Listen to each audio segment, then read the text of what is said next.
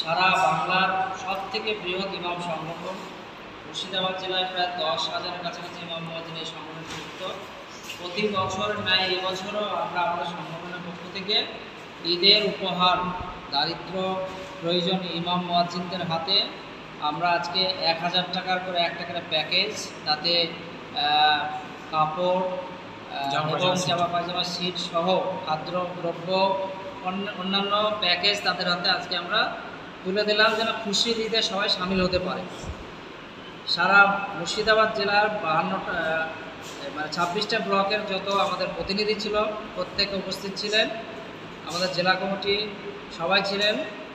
আমাদের সভাপতি ওলিউল্লাহ বিশ্বাস সাহেব, তিনি কার্যকরী সভাপতি আতিকুর রহমান সাহেব, শাহজারুল ইসলাম, ইয়াকুব আলী, আব্দুল মহিম, সবাই, আব্দুল হান্নান সাহেব, সবাই আছে।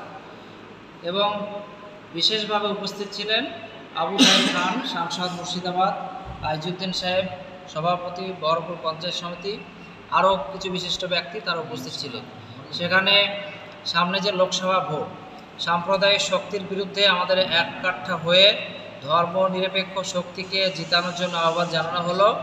এবং বিজেপি নামক যে জালেম সরকার মুসলমানদের জন্য, তো সেই বিজেপিকে হারানোর জন্য আমাদের মুসলমানদের ভোট যেন ভাগ না হয়, সেই জন্য আমরা আপিল করলাম। সাথে সাথে হিন্দু মুসলিম যে আমাদের মিল, আমাদের যে এক থাকার ব্যাপারটা, সেটা নিয়ে আমরা সম্প্রীতির ওপরেও জোর দিলাম, যেন সম্প্রীতিটাও বজায় থাকে। আমরা হিন্দু মুসলিম বাংলায় যেভাবে পাশাপাশি বাস করছি সেভাবে যেন বাস করতে পারি, আমরা সেই মেসেজও দিলাম।